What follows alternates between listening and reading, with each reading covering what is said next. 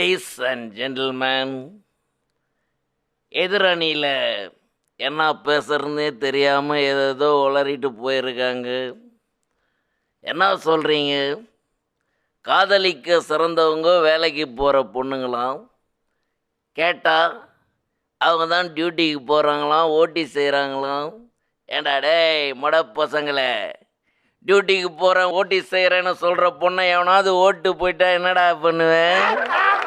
யோசிச்சு பார்த்தியா அது? இன்றைக்கி நீ டூ வீலரில் கூட்டின்னு போவே, நாளைக்கு வேற ஒருத்தன் அம்பாஸ்டர் வண்டியில் வந்தான்னா அவன் கூட போயின்னு இருப்பான்.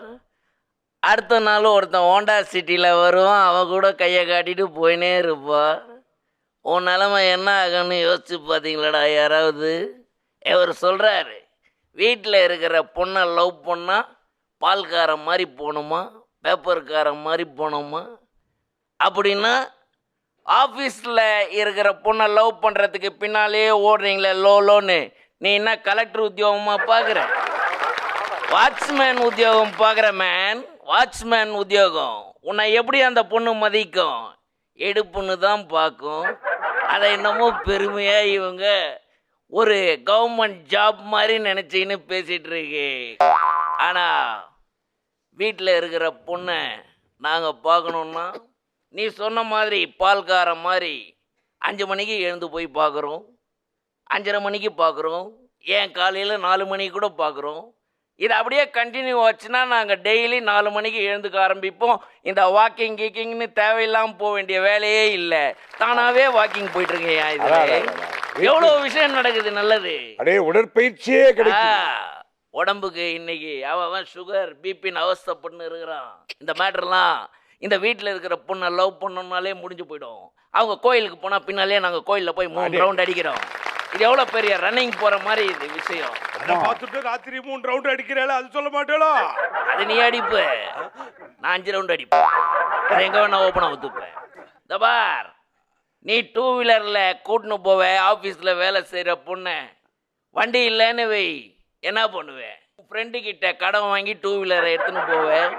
முதல் நாள் அந்த வண்டியில் போவேன், அடுத்த நாள் வேற ஒருத்தன் வண்டியை கடன் வாங்கின்னு போவேன். ஆஃபீஸில் வேறு செய்யல பொண்ணாக இருந்ததுன்னா கரெக்டாக பிடிக்கும் உன்னை. நேற்று அந்த வண்டியில் வந்தேன், இன்றைக்கி இந்த வண்டியில் வரு. அந்த வண்டி நம்பர் 7478, இந்த வண்டி நம்பர் 8478. கடை வாங்கிட்டு தானே வந்தேன்னு கழுத்தை பிடிக்கும், ரோட்லேயே அசிங்கப்படுத்தும் உன்னை.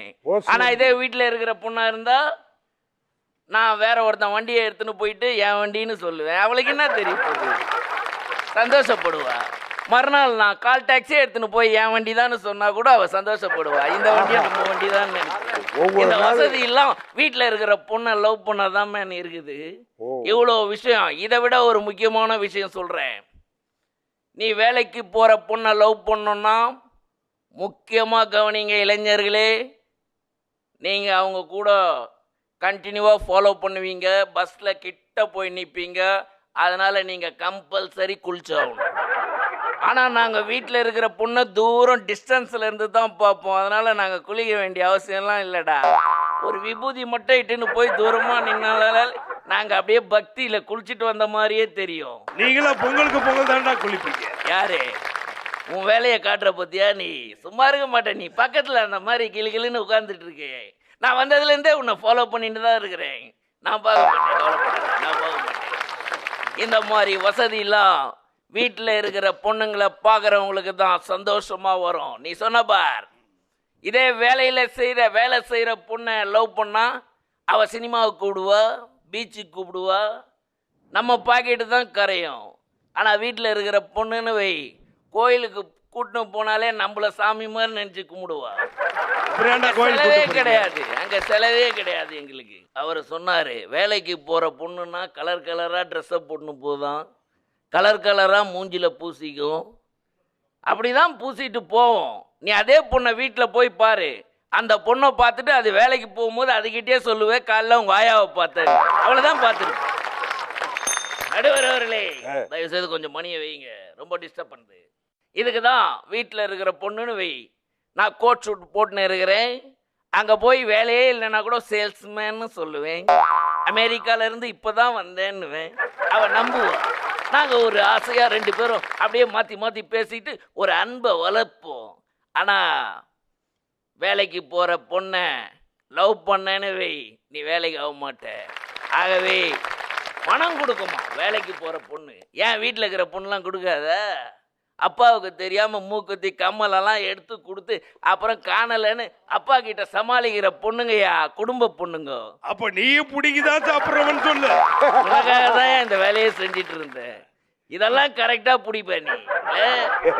ஆகவே நடுவர் அவர்களே, காதலிக்க சிறந்தவர்கள் வீட்டில் இருக்கிற பெண்கள் தான் என்று கூறி வாய்ப்புக்கு நன்றி தெரிவித்து விடைபெறுகிறேன். நன்றி, வணக்கம். அப்பா,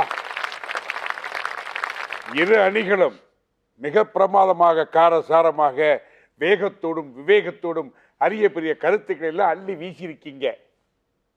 காதலிக்க உகந்தது வீட்டு பெண்களா அல்லது வேலை பார்க்கின்ற பெண்களா என்று பேசியிருக்கிறீர்கள்.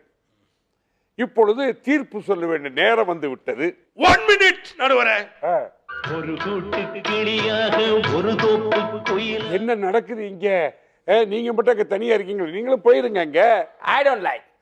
சிங்கம் எப்பவுமே சிங்கரா தான் இருக்கும். நாளை பத்தி கவலைப்படல, நீங்க தீர்ப்பு சொல்லுங்க. எந்த தீர்ப்பா இருந்தாலும் சொல்லலாமா? தாராளமா சொல்லுங்க. நீங்க வருத்தப்பட மாட்டீங்க? நான் வருத்தப்படவே மாட்டேன். இப்ப நான் சொல்ற தீர்ப்பை பாருங்க. காதலிக்க உகந்தது வீட்டில் இருக்கும் பெண்களா அல்லது வேலைக்கு போகும் பெண்களா என்பதை விட அவர்கள் பெண்களா என்பதை பார்க்க வேண்டும். கேட்டீங்கயோ? பெண்களான என்ன அர்த்தம்? பெண்கள் என்றால் நல்ல குணவதியாக இருக்க வேண்டும், நல்ல பழக்க வழக்கங்கள் இருக்க வேண்டும், குடும்பத்தை அனுசரித்து செல்லக்கூடிய பெண்களாக இருக்க வேண்டும், பெரியவர்களுக்கு மரியாதை கொடுக்கக்கூடிய பெண்களாக இருக்க வேண்டும் என்பதுதான் எனது தீர்ப்பு. இது சிறந்ததா அது சிறந்ததாங்கிறத விட உங்களை மாதிரி ஆட்கள் கலந்துக்கிற பட்டிமன்றத்தில் கலந்துக்காம இருக்கிறதே சிறந்தது அப்படிங்கிறதா என்னுடைய தீர்ப்பு. அதுதான் என்னுடைய முடிவு.